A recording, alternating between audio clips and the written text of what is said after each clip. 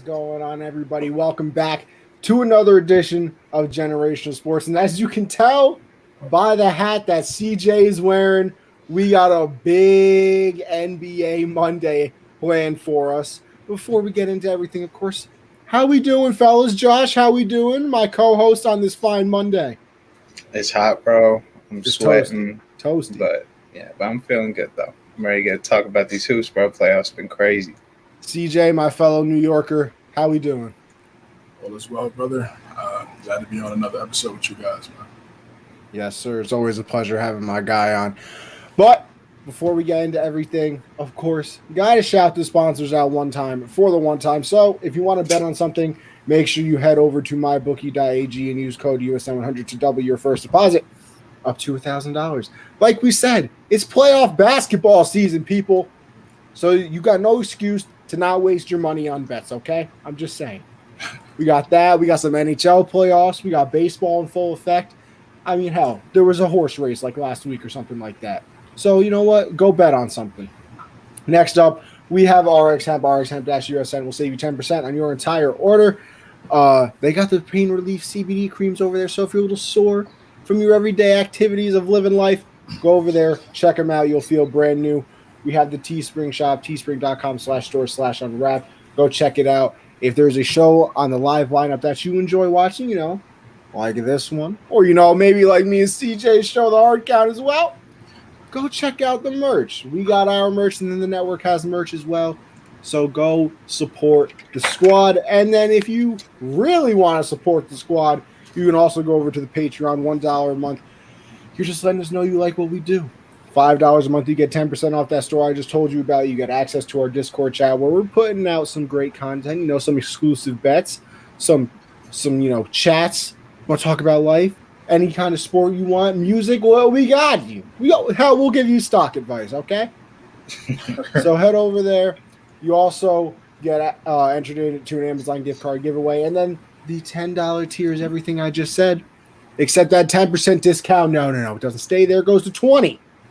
And you get entered into our signed memorabilia giveaway each month. I believe this month is still the signed Ricky Williams miniature helmet. So if that piques your interest, go and check it out. And like I said, it's a big NBA Monday. But with the news that broke today, we're going to get our little five minutes. Give us 5 minutes of your time to talk a little NFL. So we're going to start it off. Josh, you want to do the Who Am I? Josh, I got a thing for you. Josh. Right. I think we can the Who Am I's until we come up with a new segment. I agree. I think we're running out of players. Not even players, bro. I think it's a little much now. Yeah, I agree. I think we're going to come up with a new segment. I didn't even have one for today. Well, that's good because I certainly didn't. So for any of you creative people out there that want to help us come up with a segment, feel free. But like I said, give us 5 minutes of your time to talk a little NFL. So the big news coming out today, good old Uncle Shannon Sharp picked up the phone on Undisputed, called Julio Jones today, said, bro, listen, you staying in Atlanta? Julio basically said, no, I'm out of there. Then he asked him about that picture where he was, wearing some cowboy hoodie or something like that, if he wanted to go play for the Cowboys, and he said, no, because I want to win. So for all you Cowboys fans out there, I ain't trying to hear this is our year again, head ass. I'm not trying to hear none of that. So, with that being said, I'm going to start with the guest and CJ. CJ, where do you think Julio ends up? There's some team names out there, our boys being one of them. Yeah. So, what you think about the Julio situation? I think it's so long. It's time. It's definitely time. It's been there for so long. They had that one Super Bowl run, and we all know what happened there. We got to readdress that. So glad you guys are on Twitch. That's all I ever watched because I'm a hobby gamer and listen, Michael, we're gonna have to work on the sentence structure a little bit. But Julio to the Titans. Listen, that is one of the teams I saw. Is one of the teams. Yeah, that's a good option. I think to me. I mean, I would say, all right. I'll start. I'll be objective. I'll say the Ravens. At first. I think obviously they need a number one wide receiver, and they just drafted Rashad Bateman. he could potentially be that guy for them. It's something that they need in order to contend against the Chiefs, Buffalo, and the AFC. And so many people question Lamar and the arm and things like that. But when Mahomes got put into the situation in Kansas City, he already had a Pro Bowl wide receiver and a Pro Bowl tight end. He's talented as well, but it doesn't hurt to have those two guys to start as soon as you start your NFL career. So Lamar really hasn't had that yet. He's had a bunch of good 3s and 4s, really good tight end, Mark Andrews.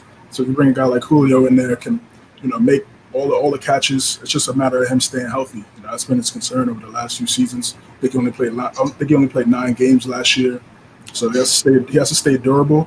I think it's very possible in a team like Baltimore where they're still predominantly run heavy. So they're not asking him to catch a bunch of targets every single Sunday, and then off the play action. It's just dangerous. And in the red zone, that's what they're going to need him at. And if they're able to snag him, it's going to be. You gotta put them right there. They're already there, but you could definitely see them potentially challenging with Kansas City, and maybe they could get that W this year. Since being 0-2 against them since this Lamar Jackson, Patrick Mahomes matchup, and then of course you could pull up to Foxborough. So it's a report out there that he wants to play with Cam. It's a report that he wants to play with Cam. I don't know the validity in that, but. If that's the case, if that's true, I'm pretty sure Bill will try to make a move. They want a first-round pick, but it ultimately won't be a first-round pick. I think the Texans got a second-rounder for D-Hop.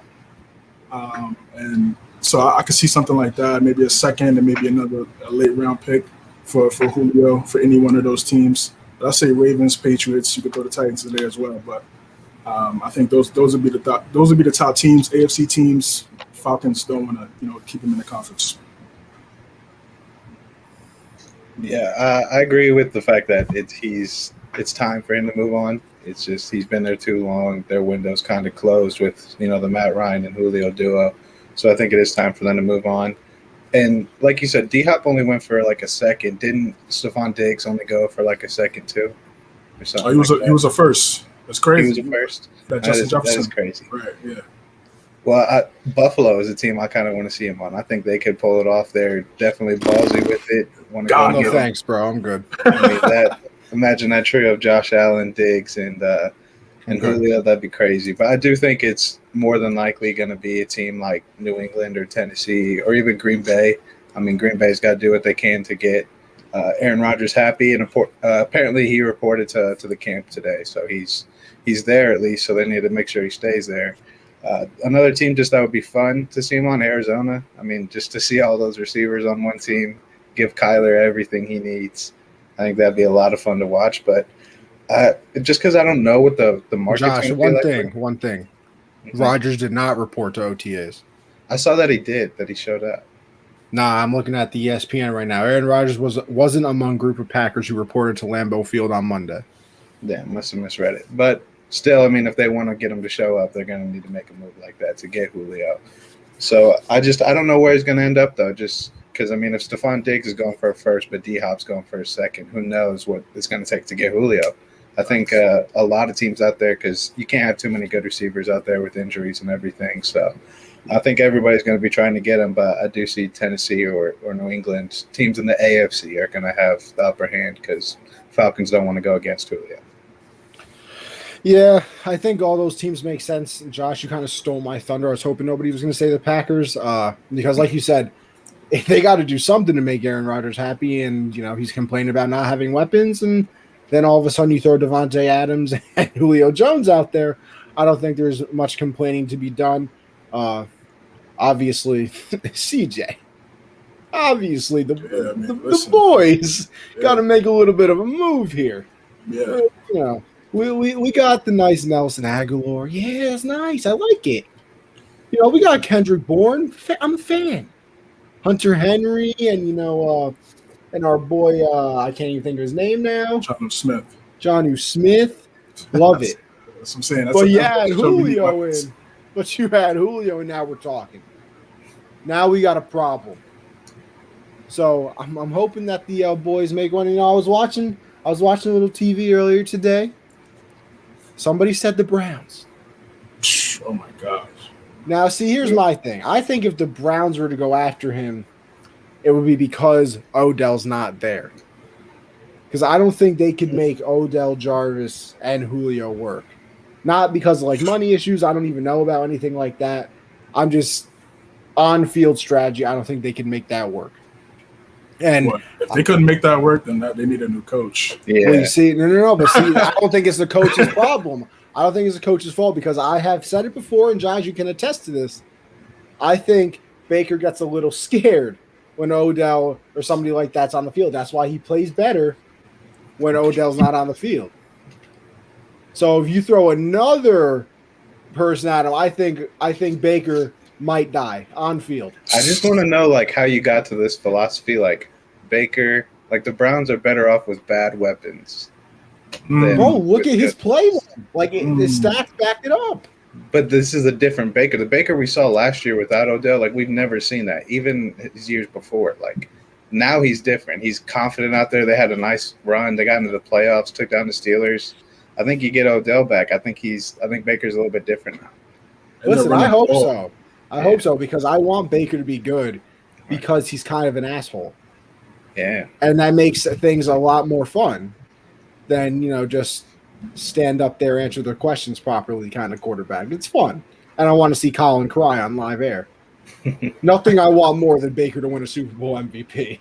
Oh, yeah. And I don't mean one like Brady won last year where like somebody like, oh, I should have went to the defense. Like I want him to throw like 455 touchdowns.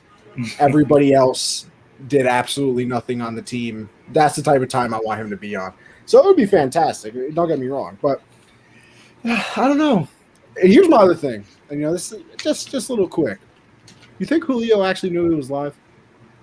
Yeah, I definitely think it was planned. Bro, I really don't. Something to be said by now. I think Shannon would have been more hesitant to call him too if it wasn't like pre-planned. Like instantly when they brought it up, he got his phone out and was on it. See, here's the thing. I would think that as well. That's a good point. But all of the shows I've watched, I've seen it before. Where like they'll call like it's all produced, bro. No, I swear. I'll use them. I'll use the Michael K show as an example because that's what I watched. They'll call somebody and be like, hey, listen. But see, here's the thing. They usually start it with your live to make so the person knows. The only thing that makes a little hesitant for me is that at the end of the call, that's when he was like, yeah, bro, we live. And Julio was like, and then like continued to talk. Like, there's that little pause. There's like a little pause right there where Julio was probably like, And you see, here's my other thing too. You guys said something would have been said already. Don't get me wrong. I don't think Julio cares that he didn't know it was live. I just think, I don't think that he would come out and be like, yo, I can't believe Shannon would do this to me. He probably called him after the show and was like, really, bro? You're going to make me deal with this now? Like, that's what I think it is. I don't think it's anything serious. I don't think, we got people in the Unwrapped chat over here arguing about if he's going to get sued. Like, I don't think nobody's getting sued. But the thing is, Julio doesn't even talk. Right. So yeah. That's another thing too. And it's just like, it's something we already know. It's not breaking news. But I guess when you hear besides dissing the Cowboys. Yeah, that was a little funny. But when you hear it from the source, people gravitate to it more. But like we all three of us said, man, I think it's just time to end that chapter. Look at we've seen receivers go other places and still have big impacts. Randy, the list goes on and on. Big fan of Randy. Big fan. But yeah, listen, the Falcons don't like Julio anyway. They've never given him the red zone opportunities. Still makes me mad that he doesn't have like 600 touchdowns by now. It doesn't make any sense. But with that being said, let's move on into the NBA, guys, because I know this is what Josh is very excited for. And another reason why we got CJ on, because like I said in the beginning of the show, you can tell by the hat. You know what topic CJ's discussing based on his hat game. Because let me tell you, it's elite. It's elite. Appreciate you. Pulled out the New York Knicks hat, but we'll start it off here with the play-in games. Let me tell you something. They did not disappoint. Besides, one of them, two of them maybe, but they did not disappoint. I think it's an easy yes to if they're here to stay. But Josh, what do you think about it? I think it needs to be, adjusted a little bit. I don't think there was any reason that the Spurs had as good of a chance to make the playoffs as the Lakers did. I think that's a little bit messed up. I think there needs to be a threshold because I think the Spurs were behind the Lakers by like at least 7-8 games. I think that's way too much of a difference to have both of them competing for a playoff spot. But I do like it, and I think it's going to stay, especially, both of the Warriors games were intense. The Lakers versus Warriors game, it was the most watched since the 2019 Western Conference Finals, which is insane just for a play-in game, not even a series. So they didn't disappoint for sure, but they do need to be adjusted. But I loved them. It was a lot of fun.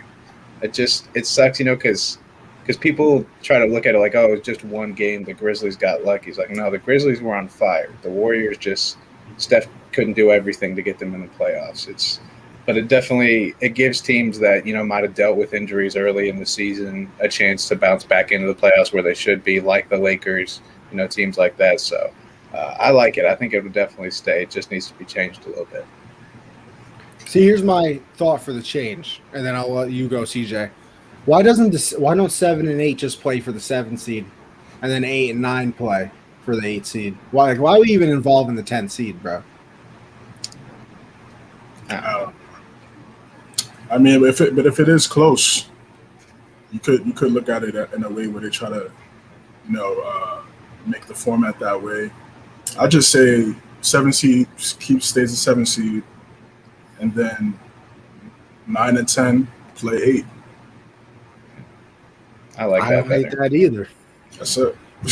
Because 7 seed, there's a big difference between 7th and 8th seed. When you're the 7th seed, you're you got some wiggle room. You're in the playoffs. You're not just on the fringe there. You're a whole seed up. I think the 8th seed should be the only one really involved. Yeah, they're gonna keep it. It's the suspense is there. Like you said, it's that Laker Warrior matchup on last Wednesday. Everybody was watching that game just because of the stars, and they're going to keep it. They're probably going to keep it. They might change, like you said, they might change it up a little bit. I'm a fan of it. Again, it's kind of like that. It's kind of like the prelude to the playoffs, and it kind of gets you ready for the playoffs. And I think it transitioned perfectly to this weekend. So, I can't see an argument against why they wouldn't keep it. It's LeBron and them came out and was Listen, you can't get me started on LeBron because me and Josh will. Connie is basically Skip Bayless when it comes to LeBron. No, you basically are, dude. You really are. You really are. That's just because you're Shannon when it comes to LeBron. Yeah, I think he's a great player. You worship the ground he walks. No, I just don't like to hate on him. No, there's a difference between worship and hate. A one-handed dunk from 5 feet out. That's a whole different. No, because then you said a dunk contest dunk from the free throw line was more impressive than LeBron. It was like the first time it happened, bro. It was like the first time it happened. One step in from the free throw line in game, and Connie's not impressive at all. A wide open floor, bro. In game though, he didn't get to not dribble and run up from the other baseline. It was wide a fast break. Wide open. We're not doing this again. We're not doing it's this. It's okay. Again. Listen. You got body. All I know is if LeBron gets poked in the eye, he might be out until 2024. Hey, listen, on that, I get it. He flopped. For sure flopped. But if flopping gets a free timeout while the refs review it and a possible flagrant foul, I'm flopping too, bro. I'm flopping too.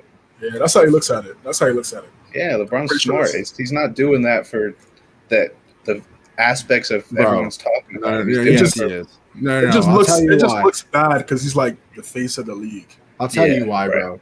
That's why. When he walked over to the fight spot and took a knee, though, that was funny. Mister, I was seeing 3 baskets. I'm playing on one leg. Nothing but net. I'm playing on one leg. Ron. Connie, you calling that shot lucky? What shot? Against the Warriors? His game winner? No, it was a nice shot. I thought for sure you'd be like, all luck.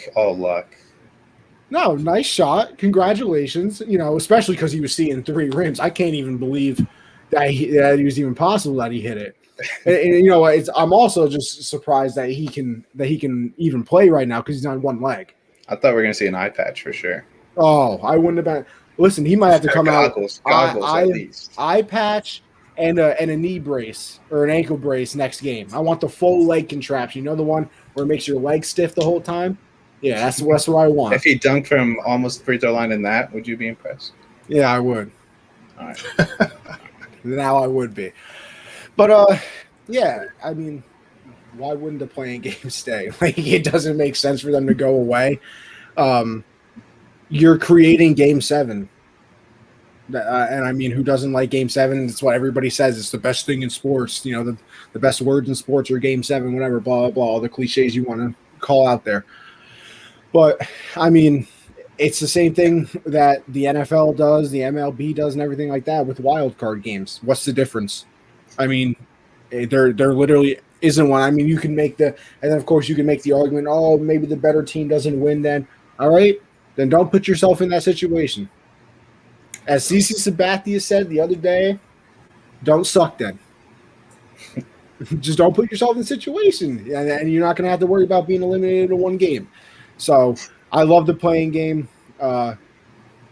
So disappointed that the Warriors didn't make it. I think it was hard to root for the Warriors for a long time. It was. Listen, you got Steph being a little obnoxious little shit. I mean, me and Josh, obviously, Thunder fans, so we couldn't like him. Then they get KD, so now we really can't like him. They take over the league. But now it's just with Clay being gone, and I don't care what anybody says, Draymond is useless. Nah. Yes, he is, bro. You're captain there. Bro, how you missed that at the end of the fourth quarter? I need to know how he's he missed not. that. He can't get a bucket to save his life, but he's not useless. He's not useless. Man. Useless. Man, I think you could take 60% of the NBA and do exactly what he did. Nah, you're crazy, bro. What do you mean? What do you mean? Like what? Like his career? Yeah. Nah, you're crazy, bro. I can't see that, bro. You're crazy. He's a key piece of that. Great defender, dynasty, bro. Great defender. Piece to that dynasty, bro. Oh yeah, huge defensive player of the year, dude. I mean, he had the game of his life in Game 7 against the Cavs. And he's the second primary ball handler on that team. Bro. Yeah, he can run point and he can guard 1 through 5. I'll give you mid at best. Nah, bro. He just can't get a bucket, and that's not. Yeah, he's mid. I can see why you say mid, because like he can't score. I don't know why he can't get at least 10. I mean, bro, it doesn't matter. I don't get it. I don't get it. It's easier to score in the NBA now than ever has been before. Yeah, and you're playing with two of the greatest. And you can't get 10. Yeah. Yeah, I mean, I hear you, bro. I mean, but then he'll get you 9, 8, 4 steals, 2 blocks, like that. Lock up whoever is the best wing defender. Okay, Andre Roberson. No, but it's on a different level, though. Nah, it's on a different level, bro. Yeah, Andre Roberson. I love Roberson. Y'all Thunder fans, y'all know he's definitely not on Andre Roberson. Definitely not. That's Andre Roberson. God. Can't have you want to talk about an annoying ass player? What's good, Caleb? What's good, Caleb? What's good, brother? Bro. God, I hated Andre Roberson so much. He pissed me off. He came back in the bubble, bro. He went off the first game, and then the rest, I was like, oh, we're here. We live. We outside with it. And then he said, yeah. Never mind. Yeah. CJ getting the shout-out. You did? Bro. What's good, man? But, yeah, playing games are here to stay. Draymond's a mid. It's fine. It's fine. We'll move into the game ones, though. We'll start off with the Heat and the Bucks. Bam and Jimmy struggled in a close game. They struggled a little bit. Chris Middleton with the game winner. Now, I'm going to be honest. This is the one – no. This is one of 2 games, I should say, I did not watch too much of because I was at work. I did not get a chance to see this one too much. So I'll let you guys carry this convo a little bit more probably. But I did see that game-winning shot. That Chris Middleton dagger was for Corey. That's who it was for. Yeah. But yeah, I think the easy answer is how big is winning game 1. I mean, you don't want to lose game 1. So I think it's obviously good for them. It only matters if you can follow it up in game 2. So we're obviously going to see that coming up fairly soon. I think that's the first game tonight at 7:30 is supposed to, I think the pregame's on right now. So we're going to find out what goes into that. But Josh, take it away, bro. Yeah, it was a pretty ugly game for basically the entirety of the game when Jimmy and Bam are both struggling. The Heat's offense is going to look ugly. Giannis really should have finished with like 45 points in this game. He missed so many easy shots and he got a lot of offensive rebounds too, and just couldn't put them back in. But I mean, this was huge for the Bucks. Getting embarrassed by them last year 4-1, they needed this win. And if they were gonna lose a game where Jimmy and Bam were not playing like Jimmy and Bam, they were gonna lose that game, then they were in deep trouble. And it also shows how deep the Heat are. Duncan Robinson putting up 25.7 threes. Dragic came up huge in the clutch. I mean, it was a good game, but I mean, both teams kind of sucked. We've seen them both play a lot better. And Giannis, man, he's got to hit those free throws. You got to hit those free throws. They should not have gone to OT. Giannis should have put them away. But free throws, and then Jimmy made the bucket over him to put it into OT. Yeah, I think he was trying too hard not to foul. Yes, that's exactly what it was. Because as soon as he got by him, he went like this. Yeah, he just gave him that bucket. He had to guard him better on that. At least put a little bit of pressure on him or something. But it was a good game. Middleton, that's the Middleton they need to see.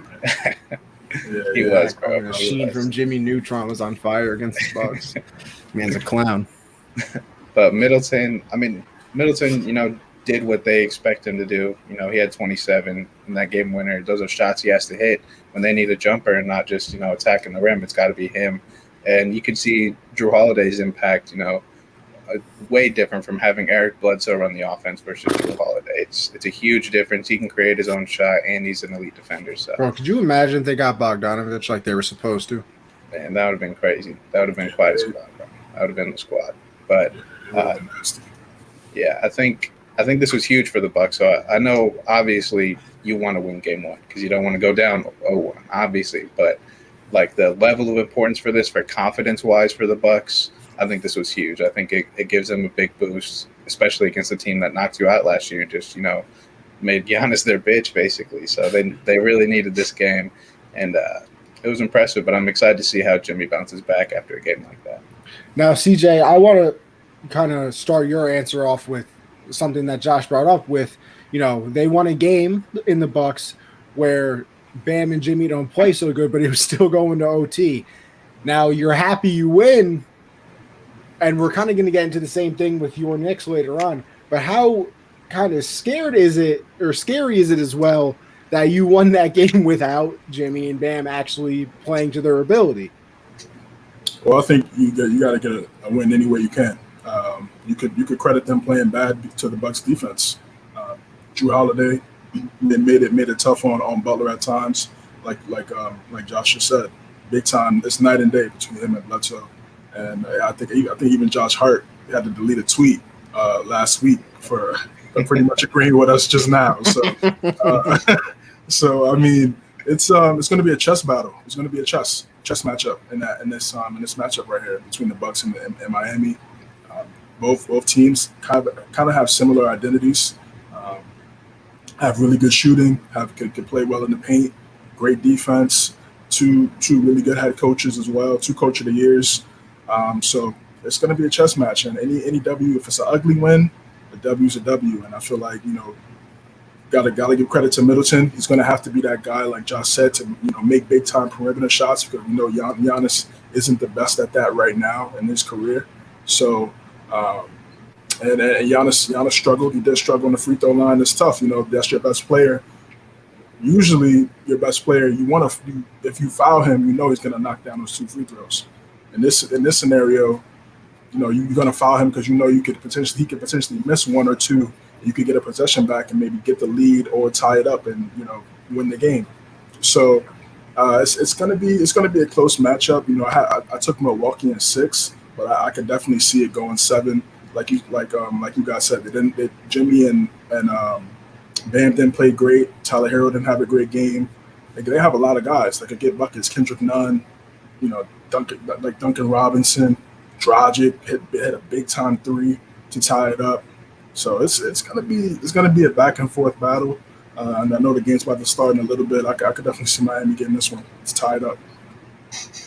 Yeah. I think it's just important that they won that first game. I really do, because I mean, you come off a gentleman's sweep last year.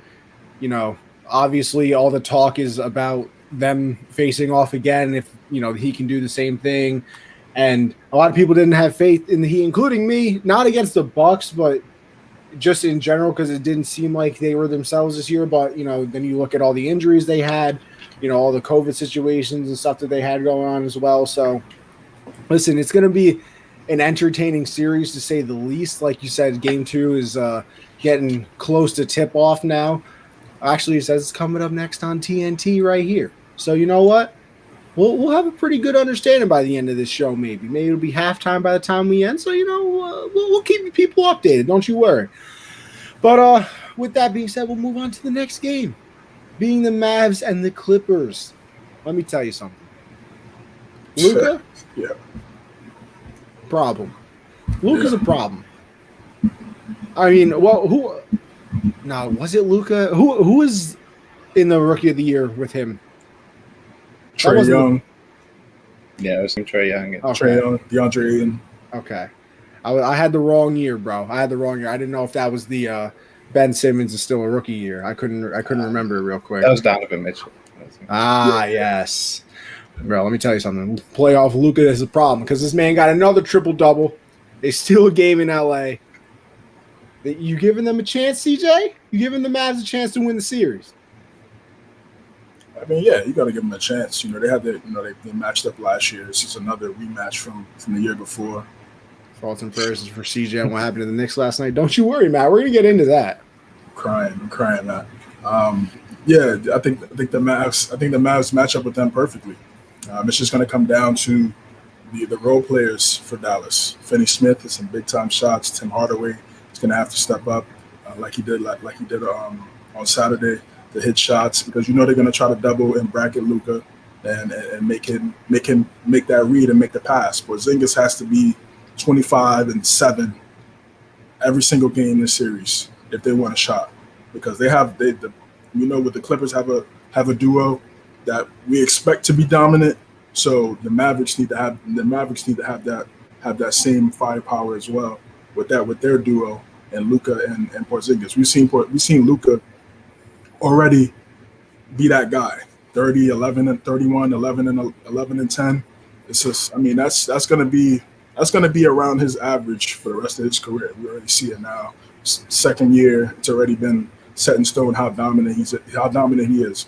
So I'm sorry, this is third year. So, yeah, I think they have a shot. And it's what Kawhi and Paul George, they're supposed to be two of the best, two-way players in the NBA. So they gotta be able to get some stops on Luka, man, because he's just going to the paint, just bullying these guys. He's figuring the game slowed down for him as well. And he's getting to that mid-range. He's starting to find his spot so he can be dominant, just like we talked about with Kawhi a couple of years ago when he went up against the Warriors, how he just gets his spots and raise up. Luka's doing the same thing, very dangerous. So it's going to be a back and forth battle. Two great head coaches as well, Ty Lue, Rick Carlisle. I can see it, and I picked the Clippers in 6, but just like the Miami-Milwaukee series, I can see that one going 7 as well. Yeah, the Clippers, there's not too much you can do to stop Luka. You just got to really hope to contain him. If you're going to shut him down from scoring, he's going to finish with like 15 assists and do his thing. But the Clippers, we know that if they get into a hot start, they can get that big lead and keep it. But when it comes down to late game situations and it's a close game, they have not been good at all in those situations. Terrible. That's where they really need to figure it out because this team should be a lot better. They shouldn't be giving up games like this when Kristaps is, only putting up 14 points. So they got to be able to win those games, but you also got to give credit to the Mavericks in that situation. And the guy that's going to get a bag this offseason is Jalen Brunson. He's been one of the best bench players, one of the most underrated bench players in the league. And he did his thing, had 15 points off the bench too. But, Luka, if he can keep doing this, he's got like 4 playoff triple-doubles or something like that. He's only played like 8 games in the playoffs, which is just insane. So there's not too much you can do to stop him, but they just got to – because all we hear is how good this perimeter defense of the Clippers are going to be. But since this team's come together, all we've seen is Jamal Murray give him buckets, Luka give him buckets. Like, all we've seen is perimeter players hoop on them. So So they got to figure that out. But I mean, I still think the Clippers will win the series. I think the Mavs have a much better chance now after going up 1-0 rather than being down 0-1 against a team like this. But they got to keep it up. And I mean, Paul George had an awful first half, and I was watching that game. I was ready to come on here and kill him, but he picked it up in the second half and helped keep it close. But still got to do more. I mean, they combined for 49. It's a good enough. No, they got to be able to match Luka. You got to match what he does out on the court. Luka's putting up 49 total with his assists by himself. You got to be able to put up more than that as a duo. But I still think the Clippers are going to take this series, but they got to be careful with this team. It's not going to be a coast. It's not going to be as easy as last year. They want redemption. See, and just building off what you said, that's the weird thing for me when it comes to the Clippers is that you would expect a team like them to be good in late game situations. They have two of, like we've been told, and like you brought up, two great perimeter defenders. So you should be able to take away those people, and then, you have somebody like Paul George, and you have somebody like Kawhi who should be able to score when they really need to. You have Rondo now, who is supposed to, be able to facilitate. He was supposed to take care of this. Now, Rondo did his thing. No, and I'm not blaming it on Rondo. I'm saying, Rondo was that piece that they were supposed to get to stop the late game meltdowns, and it just hasn't happened. They are just not good. Like, they are very bad when it comes to late game situations. Like you said, if they get that big lead and everything like that, they can play their own game, do what they got to do and get out of there, and they will do that. I'm sure, they'll have a game or two, game or three this postseason where, it's some easy wins for them. But I mean, if you're into betting and you got a live bet, let me tell you something. If the Clippers are up, 5 points going into the fourth quarter, and you can get that opposing team, it may not be the worst bet you ever placed in your life, because they're just not good at closing out games, and it's so weird. Like, it's one of the things that I definitely thought that I got sucked into, is what you could say, is with them just having Kawhi and Paul George. I'd be like, all right, late game, it's always hard when a team needs a stop. You're like, who's going to be the guy that's going to get that stop for them? And you have two people that are supposed to be able to do that for you, and they can't. I mean, Colin Cowherd, for as much as we, talk crap about him, always said for the past 2 years that Kawhi Leonard is the best get a stop and get a bucket guy in the NBA. Listen, I'm gonna need that Kawhi Leonard to show up then, because I just can't have the Lakers, get back to the finals and win. So I'm counting on the Clippers to help your boy out here, unless the Nets make the finals like I predicted, because then I ain't even worried. I'm not even worried. I'm going to spend the money that I don't even have yet. I'm just saying. As great as Rondo is, when he was on the Celtics, it still came down to Paul Pierce and Kevin Garnett. Oh yeah. As great as Rondo was last year, it still came down to LeBron and AD. It's the same thing this year with him on the Clippers. It's gonna come down to, it's the obvious, but they're gonna, those guys. I mean, it's gonna have to work. I mean, you can look into the off season. Kawhi could opt out, go elsewhere. I mean, that would be complete. That would be sad. It's the Golden State. Oh, I'm not even trying to think like that. But oh man, but you never know. You never know. So if that would be so bad for the Clippers. I mean, you got an arena on the way. You just built. You don't have. You traded everything away for Paul George. You have no draft picks. You traded all those things for Paul George because Kawhi wanted that, and then Kawhi extend Paul George, and then Kawhi could dip. Josh, I know that me and you wouldn't be too mad if the Clippers were all of a sudden were bad. Yeah, Rockets already did their part. Harden and Westbrook left, so Clippers just get rid of that duo. Give us some nice picks, bro. We got 45 picks in the next 5 years, so yeah, we're chilling. Clippers, Rockets. Yeah, a couple of them got to hit. Couple of those gotta hit, bro. Gotta hit, bro. They gotta hit. Like shooting fish in a barrel, as they would say. Oh yeah. But we'll move on once again to the Nets and Celtics. Big three, baby. They dominated in game one. I don't even listen. The question here that Josh put is, how did the Celtics steal game two? There's no stealing, bro. I'm sorry. we got the Navy SEALs at the exits when it comes to stealing right now. I don't think there's any stealing. I'm sorry. I was once again listening to the Michael K show today. They had Stephen A. Smith on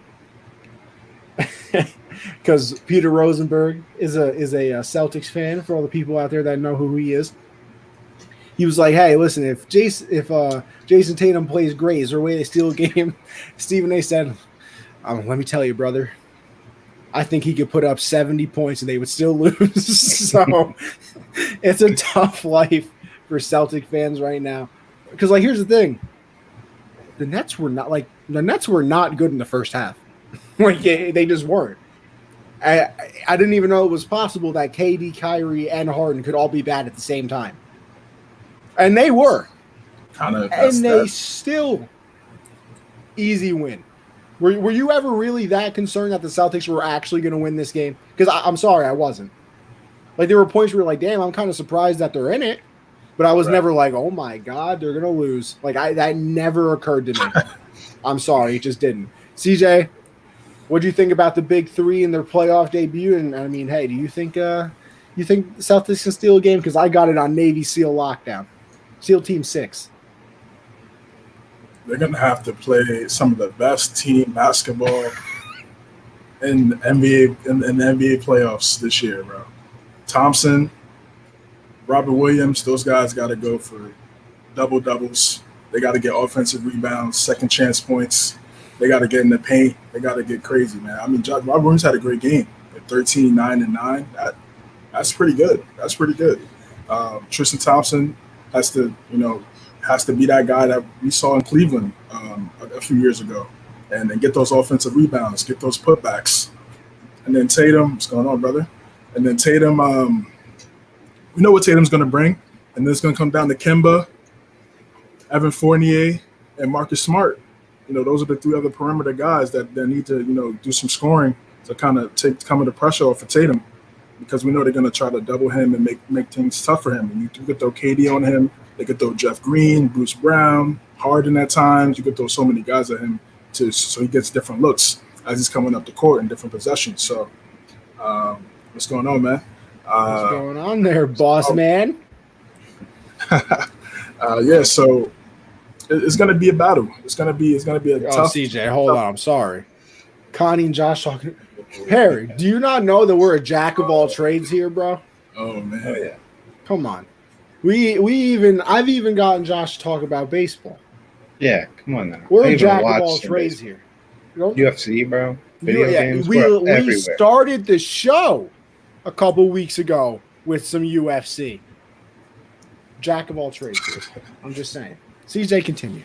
It's going to be an uphill battle. I got them getting one. I think Tatum could probably have one of those, 70-point games that Stephen A. said he might have to go for, for them to get the W. I think they get one at the TD Garden in Boston. We'll see how many fans are there. I think those fans are going to be rocking. Hopefully Kyrie doesn't, put the sage around the court to, offset the crowd. But I think they get one game, but it's just going to be tough. If Brown was there, I think it could be a little different, because you could throw Brown on Harden, Smart on Kyrie, and then Tatum could take KD. So bro, is it bad that I thought if Brown was there, they'd only get one? Nah. I think it would have been because again, like we saw in that first half, they're gonna have moments like that because of how they play. They play that Houston Rockets ISO basketball, and sometimes in that you're gonna have bad possessions. You're gonna have if you limit them to just one shot each possession, get the rebound. It's gonna be you have a shot, and that's why it was so close early in the game. I think later on in the playoffs for them, it's going to be a little tough if they go up against teams like Milwaukee and Philadelphia to have a couple wing players that could kind of offset the things they do, plus the dominant big and Giannis and Embiid that they don't have in Brooklyn. So, but I think in this series, it's just they just don't have enough right now in Boston, and I think that offensive talent from that trio is just too much. Yeah, I agree. It's because you guys both touched on it. That was the picture perfect first half the Celtics could have asked for. Got off to a hot start early. Fournier was hitting his shots. Tatum was getting in his bag. And the Nets were struggling. And still at halftime, it was like a 1 point, 2 point game? Yeah, I think it was like 56-54. Yeah, so it's that everything was going their way. And like CJ said, Robert Williams had the game of his life. Like when you said 13, 9 and 9, that's not 9 assists, that's 9 blocks. Like that's elite defense there. So they had things going their way, but I mean, KD drops 32, Kyrie drops 29, Harden 21, 8 and 8. Like, what are you gonna do? Casually, just 21, 8 and 8. There's not too much you can do with that. But I do think everyone. Tatum's going to drop 50 at some point in one of these, whether it's 4 games, 5 games. Tatum's going to go off one night. That's going to be the only way they can steal it because, I mean, the saddest thing about the Celtics team outside of the Jalen Brown injury is just Kemba is just not Kemba anymore. He's not the guy that signed that contract, and it sucks because if he was, this is a whole different, conversation. The Celtics maybe aren't even in this matchup, but, unless Cardiac Kemba comes back and Tatum drops something crazy, I think it's over in 4. Because everything went their way through a lot of this game, and they still couldn't finish it off. Still wound up losing by double digits. So I just don't think it's going to happen. But, I mean, maybe Danny Ainge can get in his bag this offseason and do something. Who knows? It's going to be interesting. But this team is just – it's going to be interesting. But like Connie said earlier, something that was really telling is no one thought it was possible for all 3 of them to struggle at the same time. They got to be careful with that when it comes to, whether it's Milwaukee, Philly, Miami. Those are teams you cannot play around with like that. You can't struggle against them. Yeah, bro. See, here's my thing. I don't think they can. They probably can't afford to struggle because I think, obviously, a team like the Bucks and the 76ers would obviously be able to win more games than the Celtics are. I don't know. KD walking 35. Casually. Of course. Yeah. Casually. Harden, if you really feel like it. Harden too. All of them are. And then if Kyrie is on his round to earth. He's got his walking stick, bro. Yeah. Watch out. Walking stick. Yeah. He's not worried about falling off the side of the earth because it's flat. If Kyrie's focused, bro, 35. What you going to do when 3 players drop 90 on you? Then you got the shooters. They got Shamet, Joe Harris. See, that's my thing too. Like, it's funny, the argument. I really want this to happen too, just because I think it would be entertaining. Like, they're down 2, and it's the end of the game. Who takes the last shot? Oh, Harden, Kyrie, KD. I pray that one of them gets the ball and then just passes it to Joe Harris. Because the disrespect. Like the disrespect. Like, what are you supposed to do in that situation? All right, go ahead, double team one of them. Go ahead. My dare. They double teamed Harden and KD was wide open. I don't know. I think I'd rather double team KD. Oh, I'm double bro. Oh yeah. Push come to shove. I'm double teaming. They always say, take away the star, and if the team beats you, you live with it. Blah blah blah. You can't even do that. You can't take away the stars. You can only double one person unless you want 4 people to be uncovered. Yeah, you gotta just pray that that their offensive this type of game plan that they have, this D'Antoni game plan, they just go cold for a couple games and you just get some close ones. That's the only way because like you said, they all 3 combine for 90 points. Not a lot of teams could, have those type of players that could do that. They need a multiple team effort just to get to 90. Some people starting 5 can't combine for 90 points. Yeah, exactly. So it's gonna be tough. It's gonna be tough to stop Brooklyn. I don't know what else. Here's the other thing that I think people forget too. Like, this isn't the only season it's gonna happen because I think.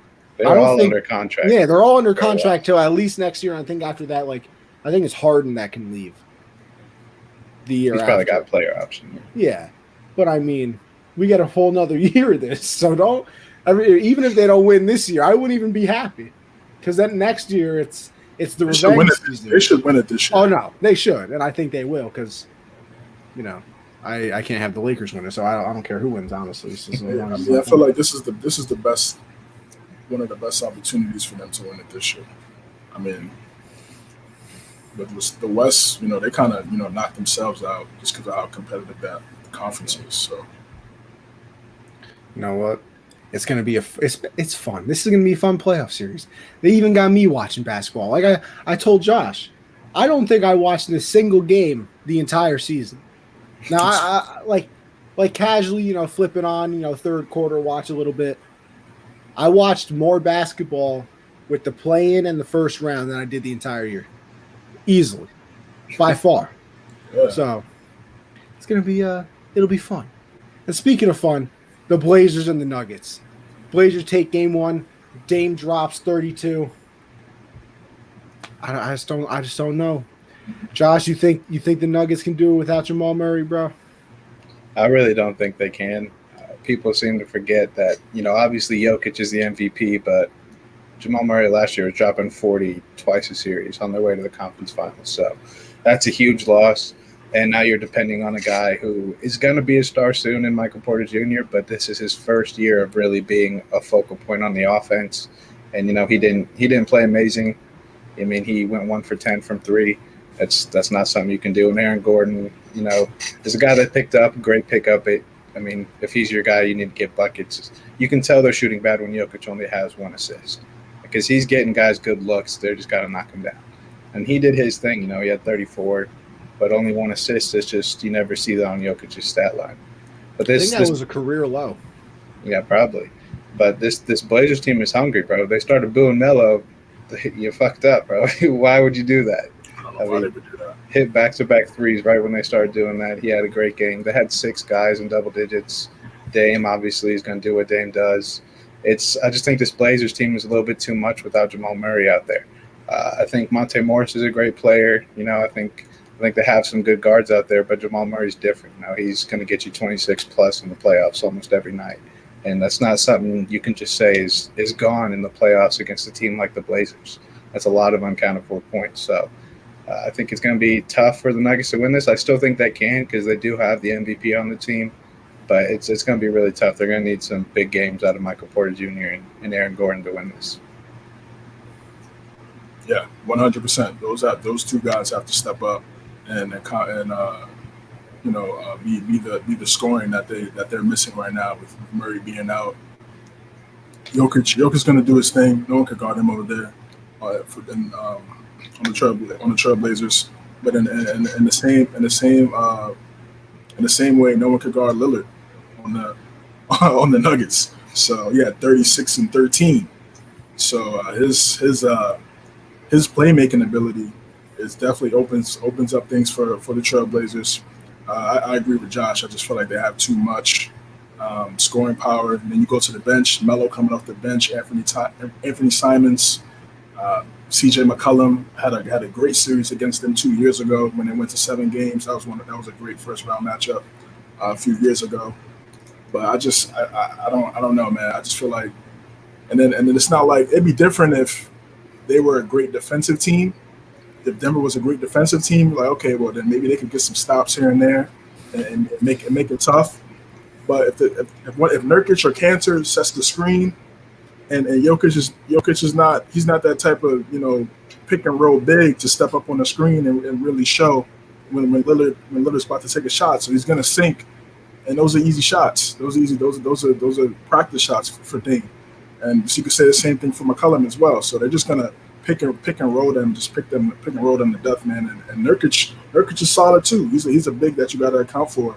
That Jokic has to guard. It's not like it's just a cakewalk on that defensive side for Jokic. So yes, Jokic is the MVP, but this might be a tough series. I picked the Trailblazers in 7, but it could go a little shorter than that, man. It could go. That's what I picked too. I picked the Blazers in our last show. People forget this Blazers team was in the conference finals just 2 years ago. If they didn't run into KD and Steph, they might have had a finals appearance. Exactly. I think now they're healthy. McCollum back, Nurkic back. They all got some minutes. Powell can hoop too. They got guys. Norman Powell, yeah, I forgot about him. Norman Powell, Rocco, 3-and-D guy. Yeah, they got some. They're like Miami minus the defense. Yeah. They got a bunch of guys that can score and get you buckets. And if that's the case, that just leaves so many open looks for Dame, and you know how dangerous he is. See, and that's what I kind of want to focus on, because I think you said it, really nice, CJ, is that, Nurkic definitely is not Jokic. Right. But he can make him work. Like, he can, make him struggle for some points here and there. He can get a stop on the defensive end, occasionally. Without Murray, I just don't think that the Nuggets have anybody that can make Dame actually work. Like, it seems like it's just so easy for him. And don't get me wrong, it's because he's so good. And, even if they had Jamal Murray, he would still probably be going off, because that's just the type of player that Dame is.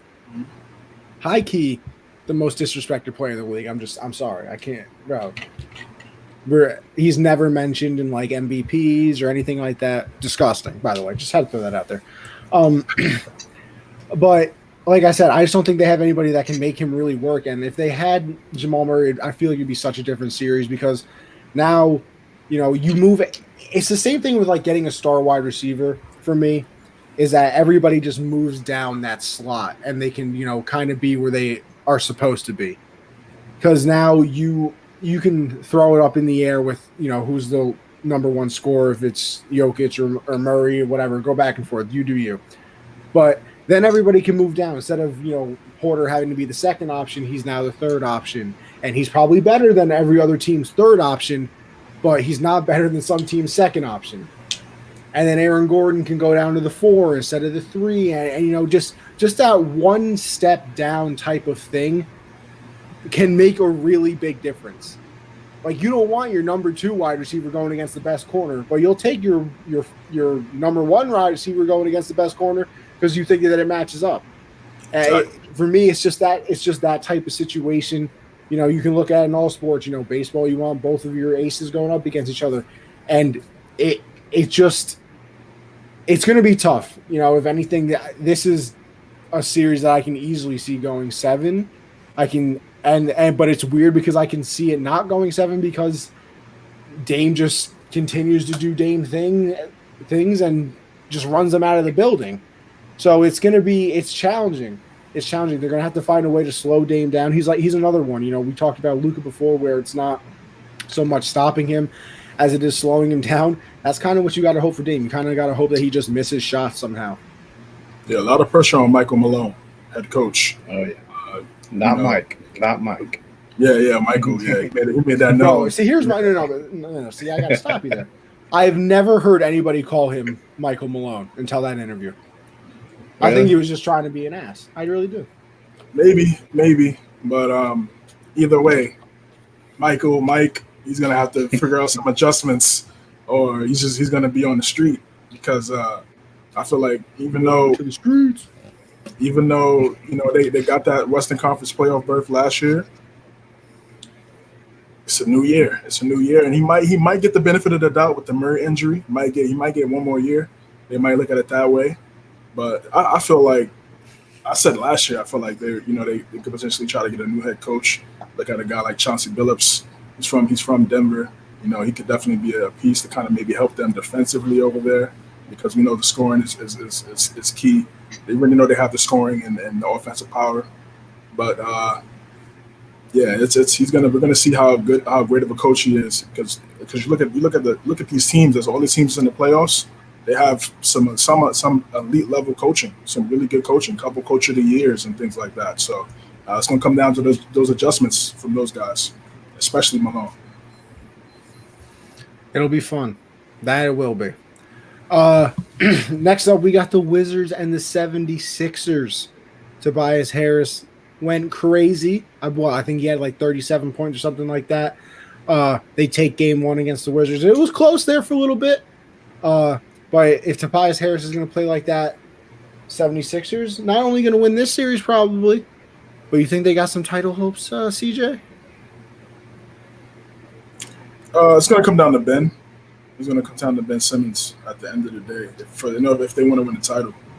Tobias, you don't see 37 every single night, but if you can stay consistent, 25 around that range, and Embiid, 30 and 10, you could book that. Couple blocks, couple assists. Nobody over there in Washington can stop him. I don't think there's any big in the East that can stop him. I just said Brooklyn. They got Blake at the 5. Maybe, and Lopez is good, but he should still be able to dominate Lopez down low. So that's we know we're gonna get from him. We're gonna get from Tobias. Tobias looks like he could have been an all-star this year. He's been playing some really great basketball. He played some great basketball. We had Doc Rivers as his head coach back when they were with the Clippers. So we're just starting to see that relationship continue to grow, which is good. But Simmons is gonna have to. He doesn't need to. I know everybody talks about the shot, and that's until he starts making them, that's going to be something that we're going to talk about for the rest of his career until his career continues. But in that, he had 15 rebounds, 15 assists, 6 points. I feel like in certain situations, they could throw him in there with the second team, and he could kind of play like Giannis a little bit. Slash to the basket, get to the rim, use his athleticism. He should be able to get more than 6 points in playing 40 minutes. Because to me, he's a triple-double guy. Easy, and against Washington, they don't have enough. They don't have the big guys to stop Embiid. They don't have the wing players to really contain Tobias too much, but they have great guard play, so they're going to be able to stay in it. But the Sixers have some really good shooting and some solid guard play as well. Seth Curry, Danny Green, Korkmaz as well. So I just don't see the Wizards. I got the Sixers at 5. In this matchup, I think Beal and Westbrook, they're going to do their thing. It's just Westbrook's outside shooting. It's just gotten worse over the years, and it's really sad. He was at least a good free throw shooter at one point, and now it's like 67%. So it's like even when you foul him, he can't make the 2 shots to kind of compensate for not shooting well. So it's tough, man. Beal's going to get 30. We've seen him get 30 and 40, and the Wizards still take L's. So it's gonna be close here and there because they do have some really good offensive power. If they want to try to win, X factor is gonna have to be Bertans and Rui Hachimura. Yeah, I agree with you. With the Wizards side, I mean, they can definitely hang with this Sixers team. Like I think in all these games, they're gonna have opportunities where they can go on a run and take a lead late. Just having Beal and Westbrook out there, you can really hang with any team. But I agree. Bertans got $80 million this past offseason. He has not really played like it. He was a torch last year, but this year he's just not hitting them. So I think it's going to come down to him. Rui Hachimura. Robin Lopez is going to throw up 8-9 hook shots a game on Joel. So you got that going for you. But I think it's pretty obvious now. Ben Simmons he's not going to, when you double team Joel in the post, you can't kick it out to Ben Simmons and be like, oh, yeah, he's going to get me a bucket. That's where Tobias Harris has to be this guy. I think he has to be dropping, close to 30 every night for the Sixers to have a title run.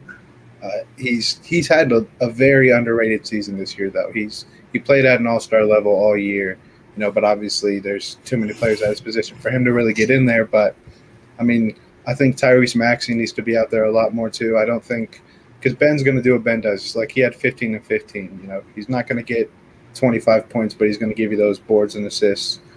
He's just not a scorer. You don't want to trust Danny Green with the ball in his hands late. You just don't. We saw that last year with the Lakers. Seth Curry is a really nice spot-up shooter, but I thought he did great for the Lakers. Yeah, missed a game winner. It was beautiful. But Seth Curry is a great spot-up shooter, but you don't want him going out and creating his own shots. So when they double team Joel, it's going to come down to Tobias Harris, and that's why I think a guy like Tyrese Maxey really needs to be out there because he can create his own shot and also play make. But this team, if Tobias Harris is doing this on a regular basis in the playoffs, the Brooklyn Nets can't have those struggles against a team like this. I mean, it's going to be crazy tough to beat a team when Joel's dropping 30 and 15, Ben Simmons getting a double-double with having 6 points, and Tobias has 30 plus. It's going to be very tough to beat a team like that. But it's for the Wizards, 5 or 6. Maybe they can steal a couple. I just don't see them having any chance to really winning this series with how good the 76ers are. And when Joel gets going, bro, his little post fades, they look like they're going to get blocked or just hit off the front of the rim. It's just the smoothest thing out there. So they're going to be a tough team to beat throughout the whole playoffs. Yeah, this was the other game that I did not get a chance to see much of. But, that's why I leave it to the experts. Sometimes you got to know when to lay out of a topic. And that's what I'm going to do. So I lay out of this one, but I will say I agree with you guys. This ain't going to be a long one. This is not going to be a long series. I'll tell you that. I don't know, Josh, you said 5, maybe 6. CJ, I think you said 5 as well. So I'm in that same boat. I think max they're stealing one. Maybe Westbrook goes off for like some crazy 40 piece, and Beal has 50, and I don't know. I don't know how it happens, but maybe they steal one. Sixers top 3 defense, man. Yeah. It's just a bad matchup. It really is. And what's funny too about this, because you had some people in the media trying to make it, did the Wizards not play good because they wanted to play the Sixers? Is that why they lost the first playing game? This, that, because they look so much better the second time. Really? You really think that they? Russ wanted KD, bro. He wanted them. Yeah, sure, but that would have been. Well, I mean, Russ. Don't get me wrong. Russ hates Joel. Russ hates Embiid with passion. Not like it's not like KD though. No, I know. Yeah. I think. Well, then again, I think Russ would scrap with anybody on the court at any time, so I can't. But I was hoping for that, man. I was watching you guys last week, and you guys were saying that Brooklyn Wizards would have been nice. But I think it would have been more entertaining. Oh yeah, because there's going to be a scuffle, KD and Russ getting each other's face. I just think the games would be closer, because I really think that the 76ers are going to blow them out in these games. I mean, they were close in this one for a while. I mean, the Sixers struggled down the stretch. They weren't hitting shots at all. That's why Tobias has to do this. You can't play around with teams.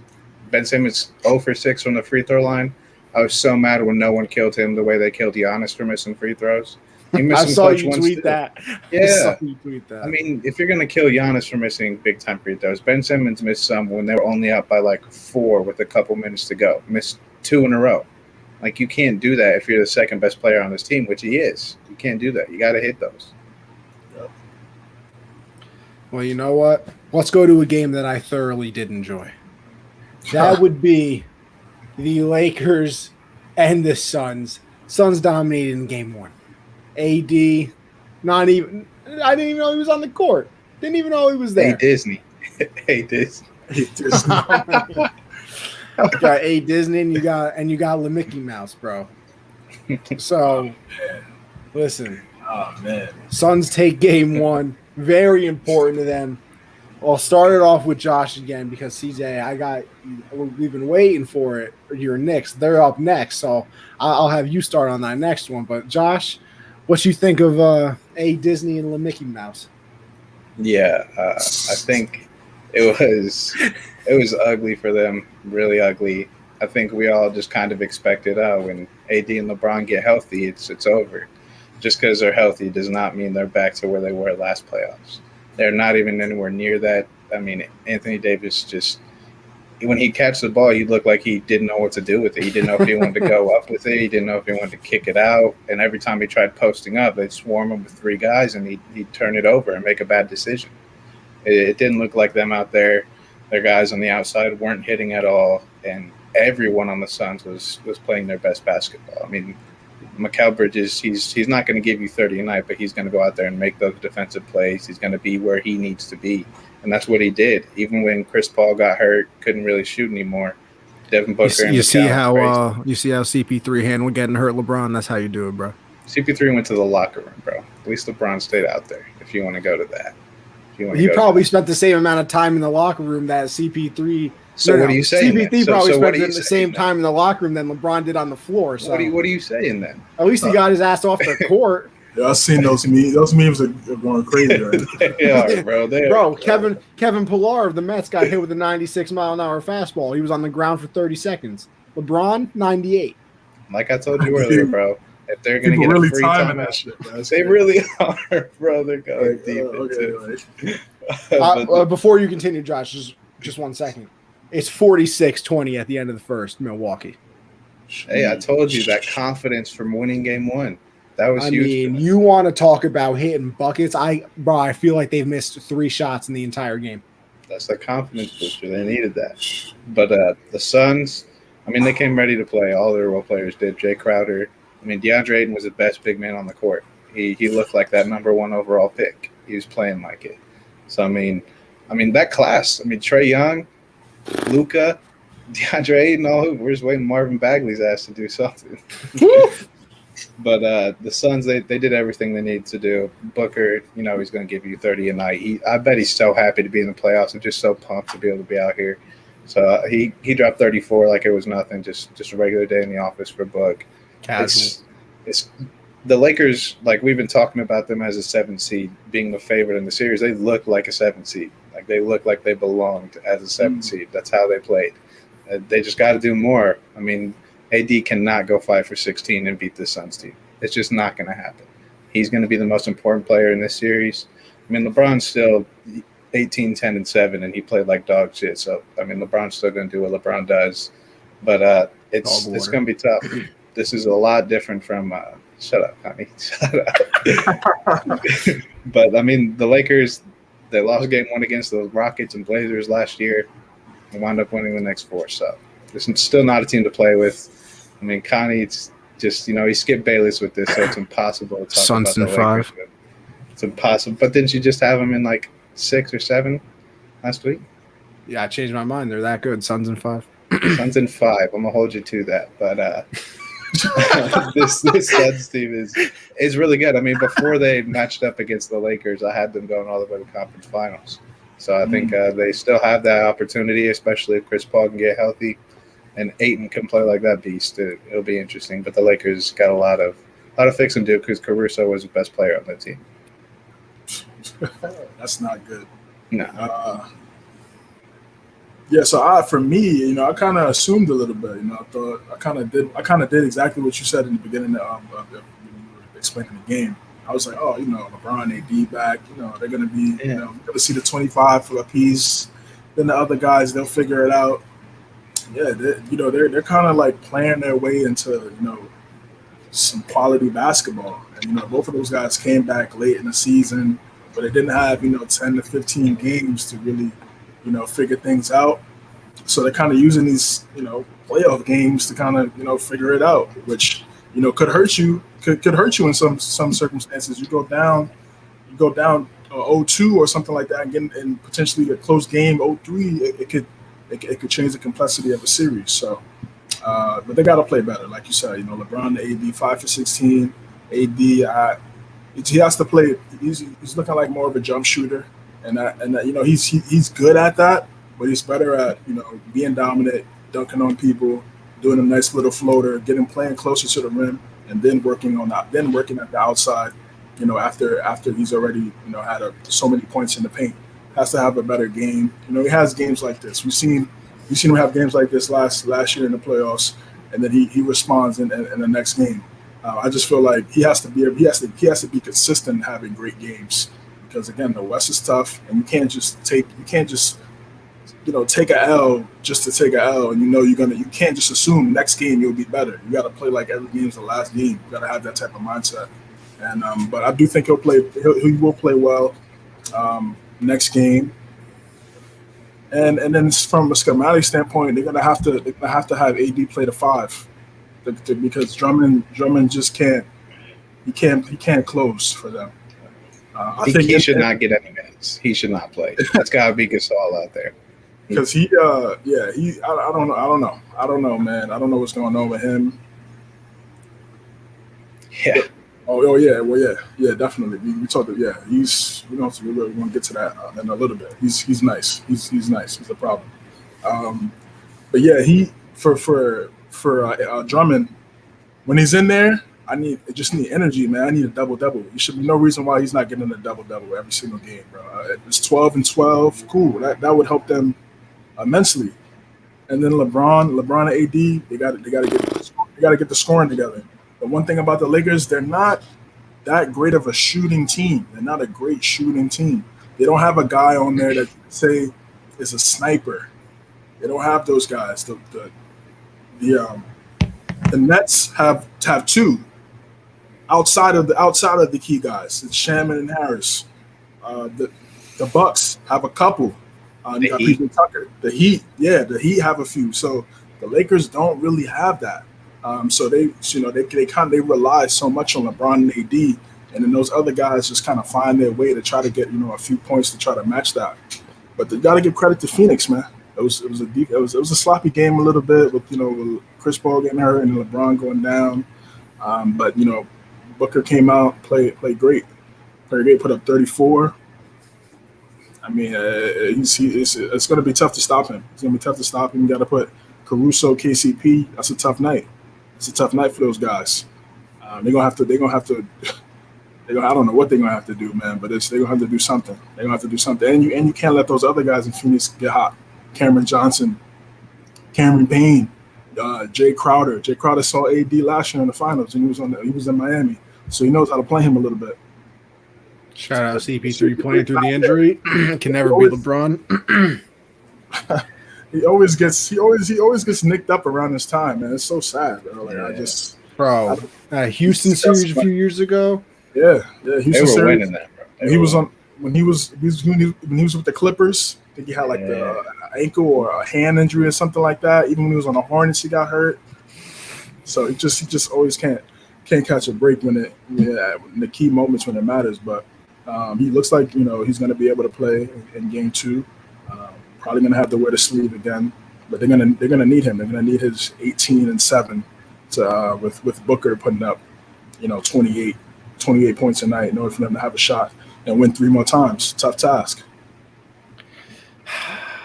What a time! What you gotta say, Skip? What you gotta say? Listen, Shannon, it's fine.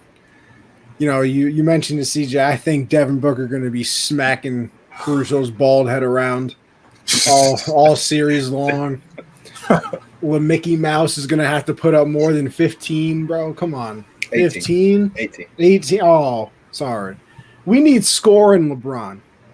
We don't need passive, get the ball to every other person. Yeah, he was talking about, with the 17 straight seasons scoring 25 or more. Yeah, where that? Yeah, where that?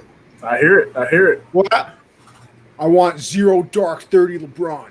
He didn't even put that out this year, though. Well, he hasn't put that out in the past couple seasons, yeah. Actually.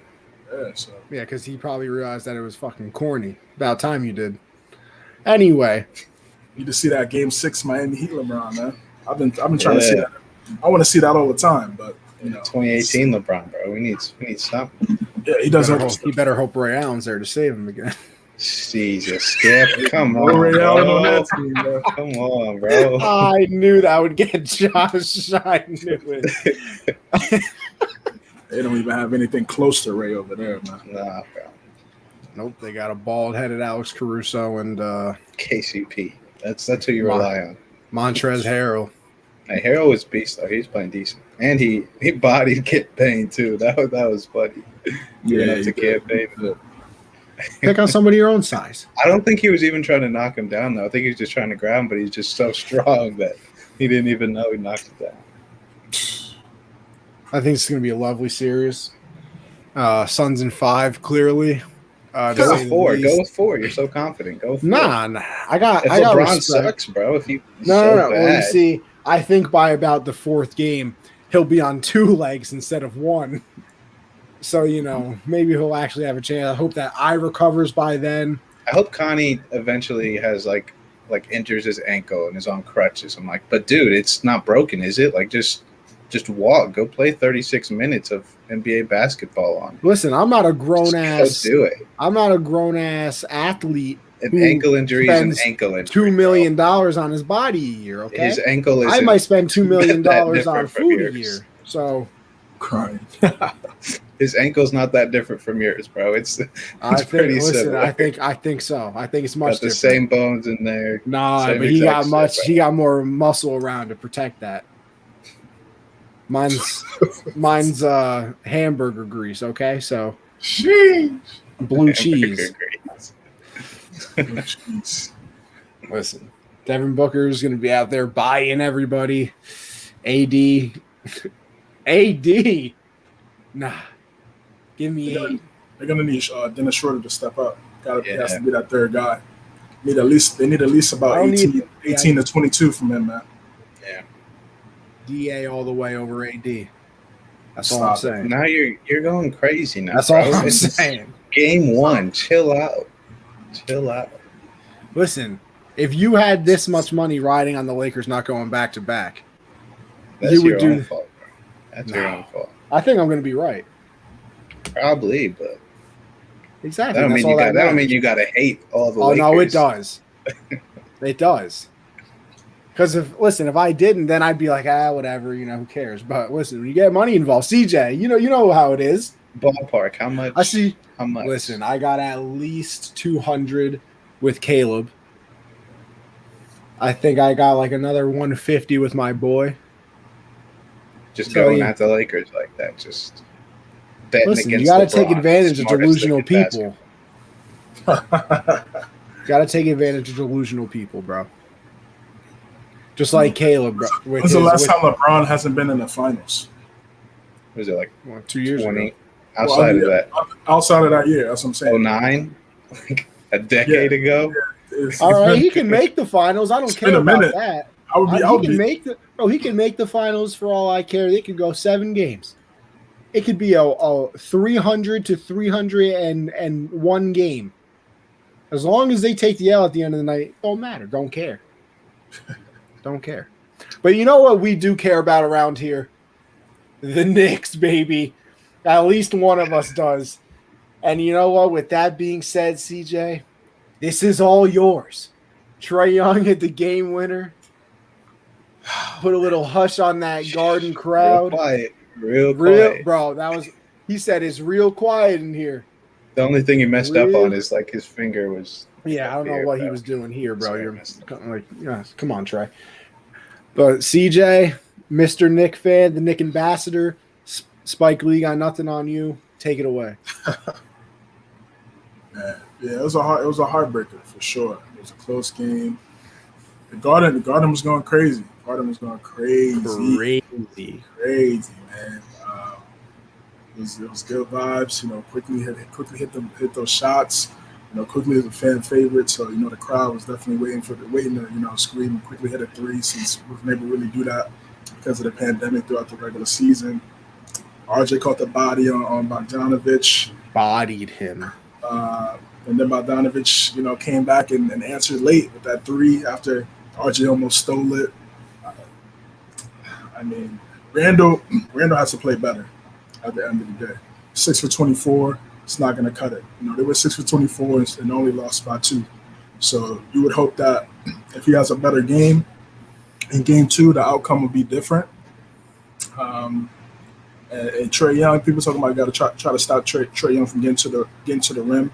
Yeah, you have to, but I would rather stop the 3-point ball from Trae Young than the 2s for sure. Because if he's going crazy from 3, it's going to be even scarier. So I think all in all he had a good game. He had 32, but I think he took like 25 or 26 shots or something like that. So it wasn't as efficient as some of his other games that he's had against the Knicks in the regular season. So I think it's going to be a back and forth battle. I picked the Knicks in 6, but I could see 7 games. Hopefully they get the W on Wednesday. And Alec Burks had a really good game. 30. Needed all of those 30, but with RJ not playing great, with Randall not playing great, those other guys have to step up too. Reggie Bullock has to knock down shots. I'm not expecting anything from Elfrid Payton just because it's just I've seen it for 2 years already, and it is what it is. It's sad. He only plays 3 minutes and then he gets the hook. For me, like, let me tell you something. I swear to God, for the money he makes, I can do the same thing. I promise you, I can. It's like when does it click? Like, maybe let me work on my shot, or and at certain key times, even going to the basket. He's missing layups, and you just hit a crowd just go dead silent. Like yesterday, like we got the rock, he was missing layups. The crowd was just in their head was probably going crazy. But then want to boo him, to just completely lower his morale. But then you see what Rose was coming in night and day. It was night and day. Getting to the basket, brings a tear to my eye. Yeah, he was cooking, man. Wasn't as great shooting the ball from outside as we've seen in the past few games, especially during that 9-game winning streak that they had towards the end of the season. But getting to the basket, being aggressive, quickly doing this thing, averaging 17 against the Hawks in the 3 regular season games. I mean, like, you gotta give credit to the Hawks. Got to give credit to the Hawks. They made the plays. Trae Young, Frank coming in there at the end. It's like, didn't even play the entire game. So you're gonna ask him, stop Trae Young in 5 seconds to win the game. I mean, I don't know. I get it bringing him in terms of him being a defensive specialist, but I just think he should have played a little bit more to kind of sweat a little bit. Like, you just bringing him in there for 5. Get this stop real fast, and we can send it in the OT. That's just a lot. That's a lot to ask. And then Noel wasn't on the court as well, so no one was there to really protect the rim. It was a heartbreaker. It was a heartbreaker. It looked like moments where he was able to get the W, but it didn't happen. So game two is very important. It's very important. You don't want to go to Atlanta down 0-2. You don't want to do that. You want to be able to split it, and then it's 0-0 all over again. Before you go, Josh, I got some beef with the NBA. We're gonna have to fix their playoff schedule, bro.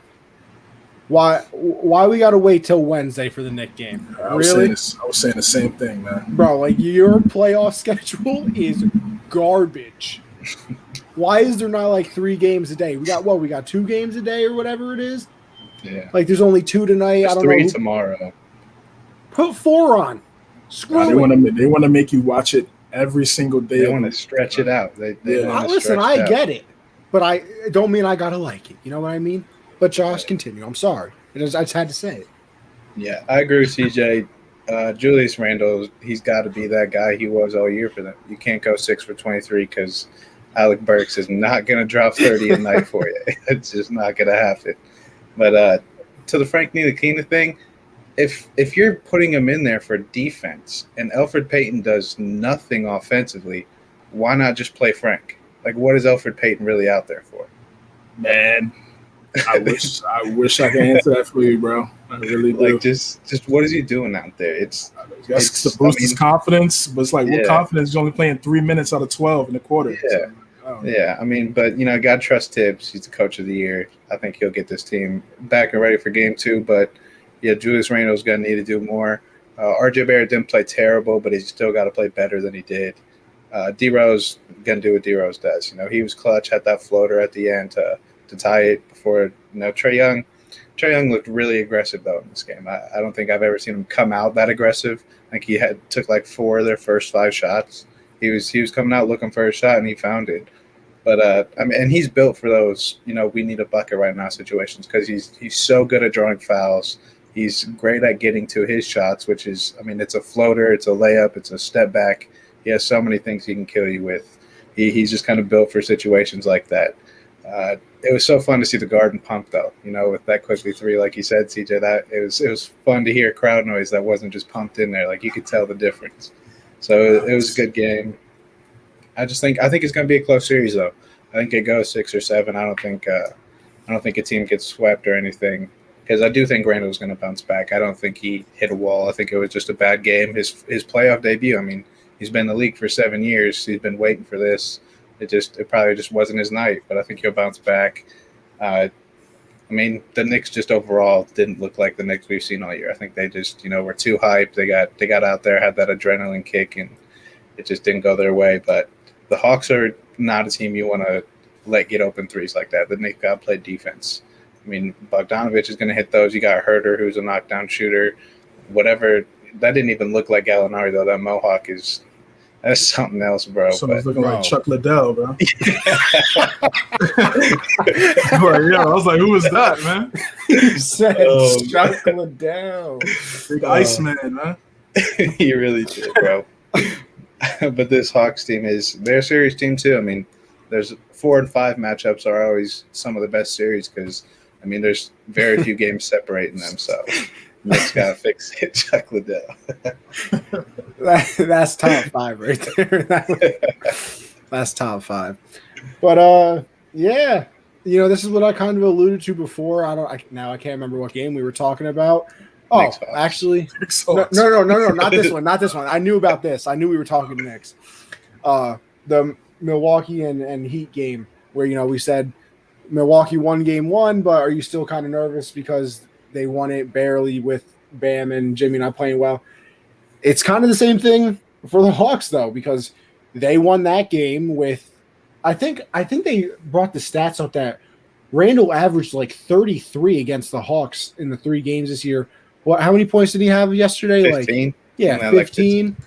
Like, you have to assume that that's going to turn around. You have to assume RJ is going to play a little bit better. And how much better can Trey really play? Like, that might be, you know, top tier while RJ and Julius were doing absolutely nothing. Julius was looking like Julius from Everybody Hates Chris, not Julius Randle. You know what I'm just saying?